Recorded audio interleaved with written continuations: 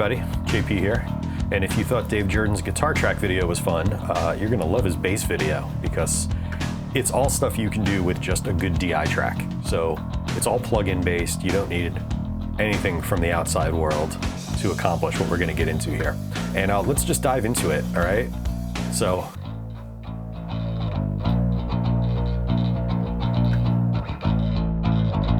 five tracks of bass.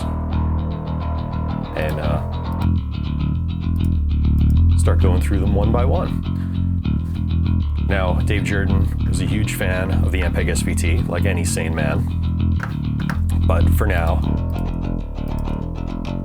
that's my DI. That is my Music Man Sabre with the bridge pickup only, which basically makes it a Music Man Stingray at that point, into my Summit MPC 100A DI input.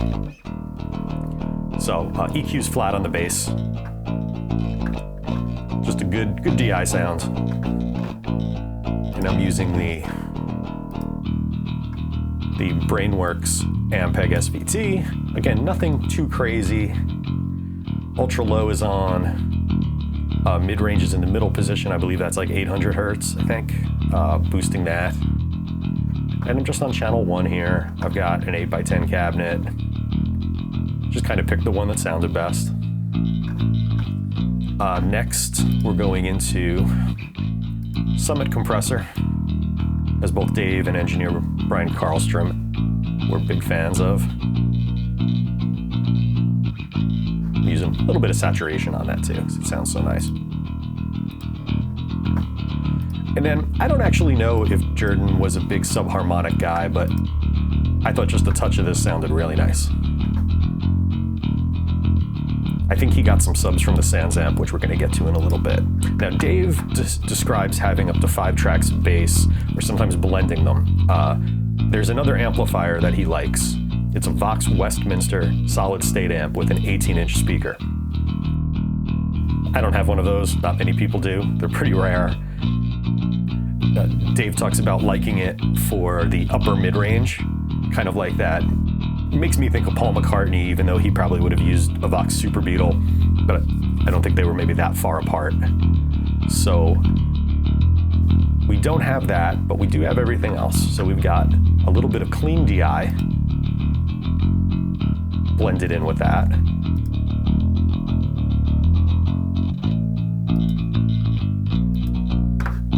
And I've got a little bit of the, I think I've got the full channel on this.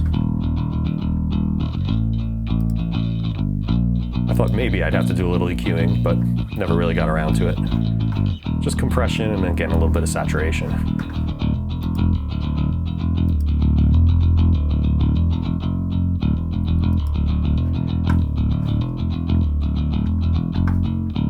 Now we get to the fun stuff, the SansAmp track.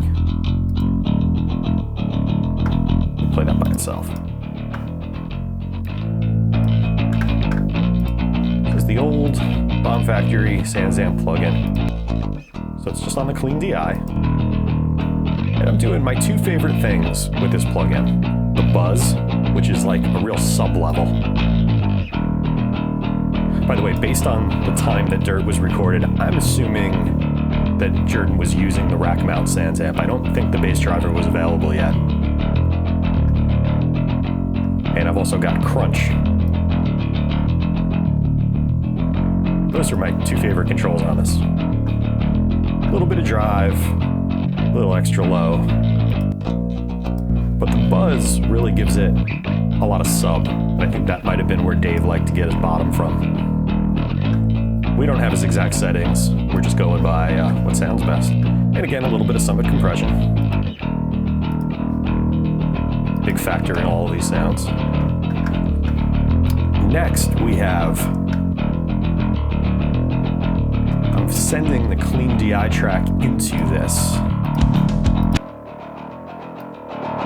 This is our Ibanez TS9. And I believe Dave Jerden was the first guy I've ever heard of using a Tube Screamer pedal on bass. And so I tried it way back in the day and I really loved it. So I'm using the ProTools plugin version of it here.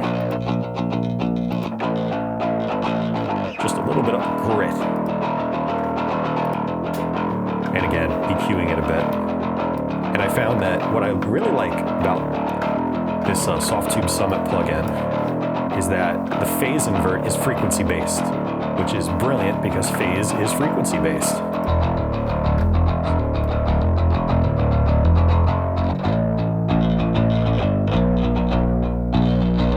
So it's subtle, but by flipping the phase only at about 350 hertz or so,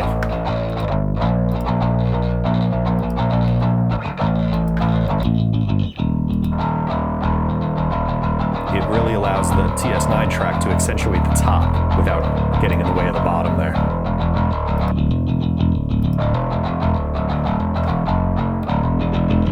See, if I flip the phase completely, it's not doing quite the same.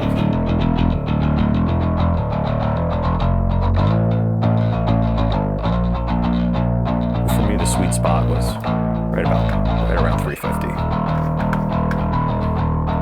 And then we have the real fun track here. So, I'll preface this a little bit.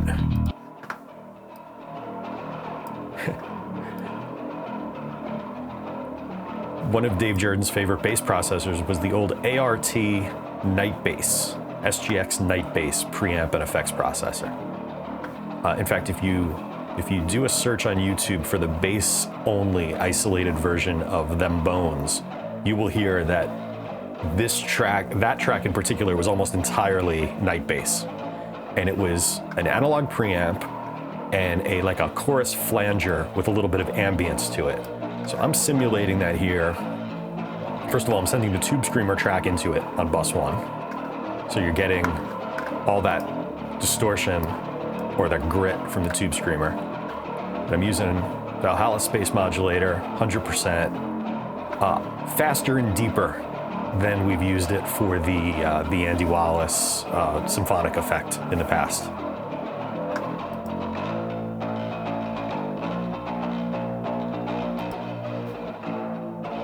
And then we're running it into Valhalla Vintage Verb for a little bit of ambience.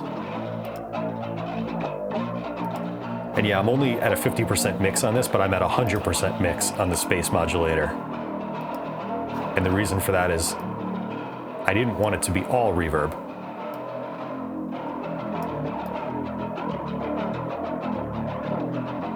I wanted it to be somewhere in between. So I A-B'd this with the isolated track from Them Bones as much as I could. But this varies song to song.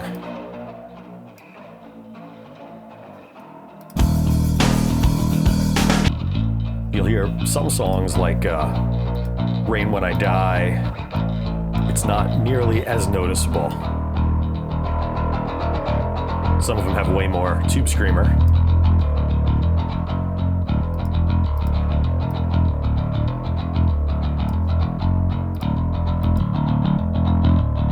But that's the meat and potatoes right there.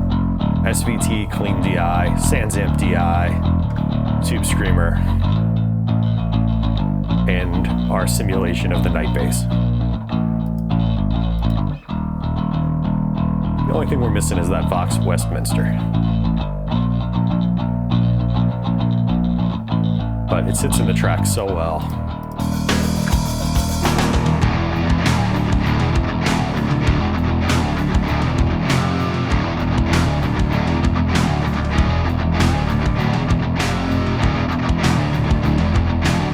And with a wall of guitars like that, you need it. Really love the bass sounds on those Alice in Chains albums. And actually, if you listen to Anthrax Sound of White Noise, I think it's the last track, This Is Not an Exit. You can hear a good example of Frank Bellows' bass, and there's definitely some modulation happening to it there too, most likely with the night bass.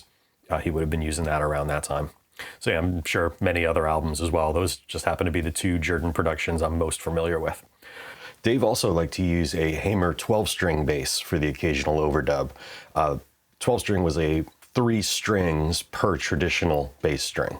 So you'd have your lowest octave, then an octave up, then 2 octaves up. And the idea behind that was to really make it sound like a piano note being struck.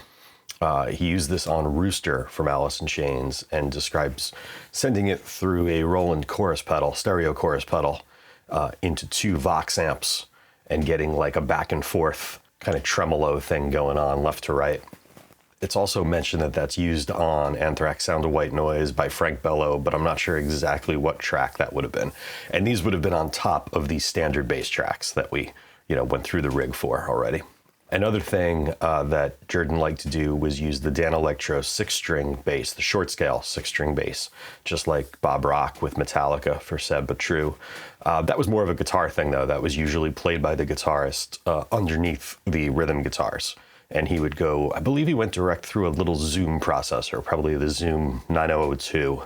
I don't think anything else by them was really out at that point in time. And that was specifically for a thinner sound that wouldn't clash with the massive guitars and bass tracks that are already here. I don't have either of those basses, a 12 or a short scale 6. I wish I did, because I would love to try all this stuff. Maybe someday we'll get around to that. So yeah, you gotta have fun with it. Again, you could do all this with just a DI and a few plugins, but some very, very cool results. And again, if you don't have the free Valhalla space modulator, get it right now. And of course, you know how much I love Vintage Verb. Great company, great products, no affiliation. All right, so until next time, please like, comment, subscribe, all that great stuff. Hope you enjoyed this. Take care.